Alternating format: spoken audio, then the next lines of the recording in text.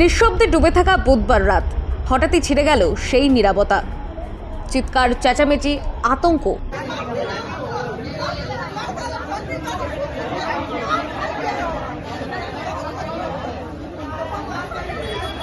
কেউ কিছু বুঝে ওঠার আগেই ঘটে গেল এক চাঞ্চল্যকর হামলার ঘটনা।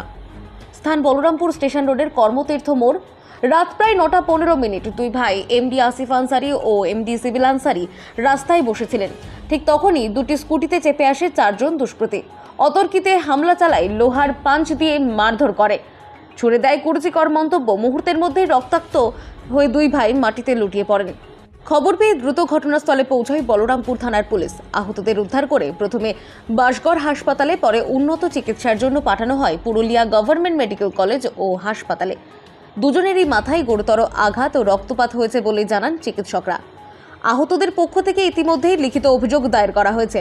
তদন্তে নেমেছে বলরামপুর থানার পুলিশ। তবে কী কারণে এই হামলা বা কারা এর নেপথ্যে তা জানতে এখনও চলছে খোঁজ খবর।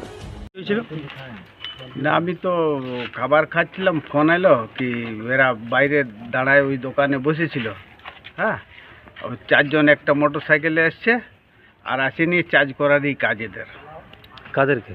এই আমার দুটো ছেলেকে। কি নাম তাদের? আমার ছেলের নাম শিবলি আনসারি আর সাইফ আনসারি। কি জন্য মেরেছে জানেন?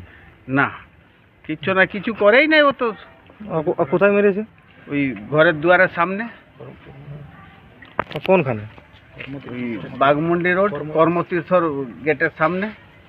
আচানক তো বাড়ি, আচানক এসে মেরে দিয়েছে। হ্যাঁ একদম। কি নাম আপনার? আমার নাম নাসিম আনসারি। বাড়ি? বাড়ি ওই তো স্টেশন রোড। এই নৃশংস ঘটনায় আতঙ্কিত বলরামপুরের সাধারণ মানুষ। প্রশ্ন একটাই, এমন হামলার সাহস কারা পায় আর কেনই বা?